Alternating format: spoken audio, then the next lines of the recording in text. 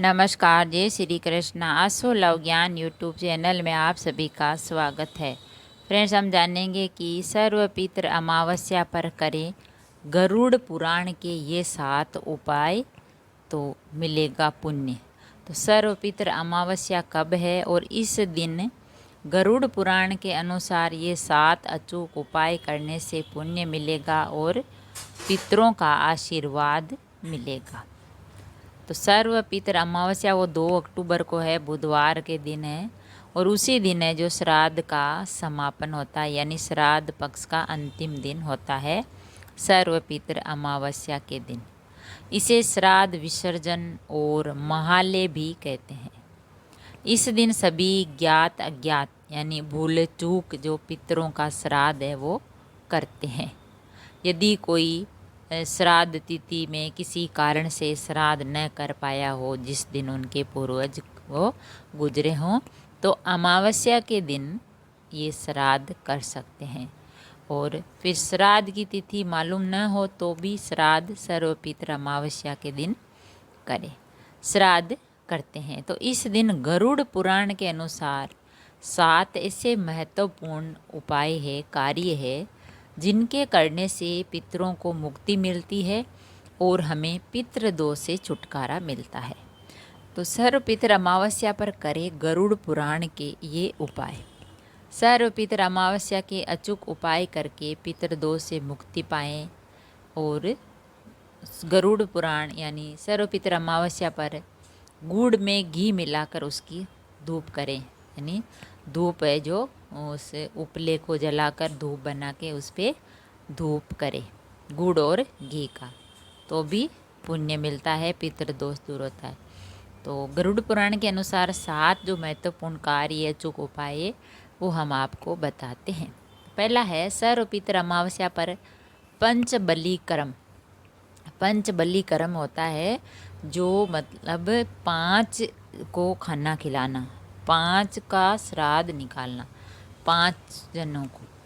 तो श्राद्ध में पंचबली अर्थात इस दिन गाय, कुत्ते को, कौवे को, देवता और अंत में चींटियों के लिए भोजन सामग्री पत्ते पर निकालने के बाद ही भोजन के लिए थाली अथवा पत्ते पर ब्राह्मण हेतु भोजन परोसना चाहिए। पंचबली कर्म होता है कि पहले गाय की, कुत्ते, कौवे और देव और बाद में चींटियों का भोजन निकाल के फिर ही ब्राह्मणों को भोजन खिलाएं। साथ ही आप अपने जमाई को, मामा, भांजे, नाती को ये खाना खिला सकते हैं ब्राह्मणों को, और फिर उन्हें दक्षिणा देकर तृप्त होकर आशीर्वाद देते हैं और दक्षिणा देते हैं। दूसरा है सर्वपित्र अमावस्या पर तर्पण और पिंडदान। सर्वपित्र अमावस्या पर तर्पण और पिंडदान का भी खास महत्व है। उसे उबले चावल में गाय का दूध, घी, गुड़ और शहद को मिलाकर पिंड बनाएं और उन्हें पितरों को अर्पित करें। जल में विसर्जित भी कर सकते हैं। पिंडदान के साथ ही जल में काले तिल, जौ, कुस्सा, सफ़ेद फूल मिलाकर तर्पण करते हैं। पिंड बनाने के बाद हाथ में कुस्सा, जौ, काला तिल, अक्षत व जल लेकर संकल्प करें। तीसरा है सर्वपित्र अमावस्या पर गरुड़ पुराण का पाठ। गरुड़ पुराण में मृत्यु के पहले और बाद की स्थिति के बारे में बताया, इसीलिए पुराण मृतक को सुनाया जाता है। सर्वपित्र अमावस्या के दिन गरुड़ पुराण के कुछ खास जो है वो हम आपको पंडित जी से पूछ के और करने चाहिए और अध्यायों का पाठ भी करना चाहिए। सर्वपित्र अमावस्या पर दान कर्म। इस दिन गरीबों को यथाशक्ति दान भी देना चाहिए। जितनी श्रद्धा शक्ति हो उतना गरीबों को, ब्राह्मणों को दान देना चाहिए। जैसे दान में आता है छाता, जूते, चप्पल, पलंग, कंबल, सिराना, दर्पण, कंघा, टोपी, औषधि, दवाइयाँ, धान है, तिल है, वस्त्र है, स्वर्ण है, घी है, लवण है आदि। तो फ्रेंड्स, सर्वपित्र अमावस्या के दिन इन चीज़ों का हमें दान करना चाहिए, जिससे पुण्य मिलता है। और ऐसी ये चीज़ें हैं वो ज़रूरतमंद गरीबों को ही देनी चाहिए।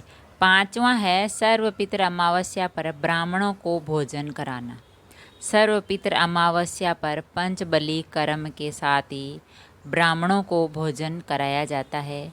ब्राह्मणों को भोजन कराने से और वेद अध्ययन करने वाले जो ब्राह्मण होते हैं, छोटे बच्चे, उन्हीं को भोजन कराया जाता है। इस दिन सभी को अच्छे से पेट भर के भोजन खिलाकर दक्षिणा देनी चाहिए। ब्राह्मण नहीं हो तो आप अपने कुटुंब के भांजा, जमाई, मित्र, इन सभी को आप भोजन करा सकते हैं। छठा है, सर्वपितृ अमावस्या पर गुड़ घी का धूप करें। 16 दिनों तक लगातार, 16 दिनों के श्राद्ध होते हैं, तो उनमें लगातार 16 दिनों तक सुबह और शाम को घर में एक कंडा यानी उपला जलाकर और उसका धूप बना के उस पर गुड़ और घी मिलाकर धूप दें, और उस कंडे पर घर पर बना जो भोजन है वो भी थोड़ा सा अग्नि को अर्पित करें और सभी के नाम की धूप दें। और सातवां है, सर्वपितृ अमावस्या पर वृक्ष का पूजन करें। इस दिन पीपल या बरगद के वृक्ष में जल अर्पित करके और नीचे दिया लगाना चाहिए और पीपल की परिक्रमा करें। वहाँ पर चींटियों के लिए आटा, शक्कर मिलाकर उनको डाल लें। तो फ्रेंड्स, ये था कि 7 जो अचूक उपाय है वो हमें सर्वपितृ अमावस्या पर करने चाहिए, जिससे पितृ दोष दूर होता है और पुण्य मिलता है, पितरों का आशीर्वाद मिलता है और हमारी मनोकामना पूरी होती है, भगवान का आशीर्वाद मिलता है। तो सर्वपितृ अमावस्या के दिन गरुड़ पुराण के ये 7 उपाय है वो हमें करने से पितरों को मुक्ति मिलती है और पितृदोष से छुटकारा मिलता है। अगर वीडियो अच्छा लगा तो लाइक और शेयर ज़रूर करें। ऐसे ही और वीडियो देखने के लिए, जानने के लिए, सुनने के लिए चैनल को सब्सक्राइब करें। थैंक यू, धन्यवाद।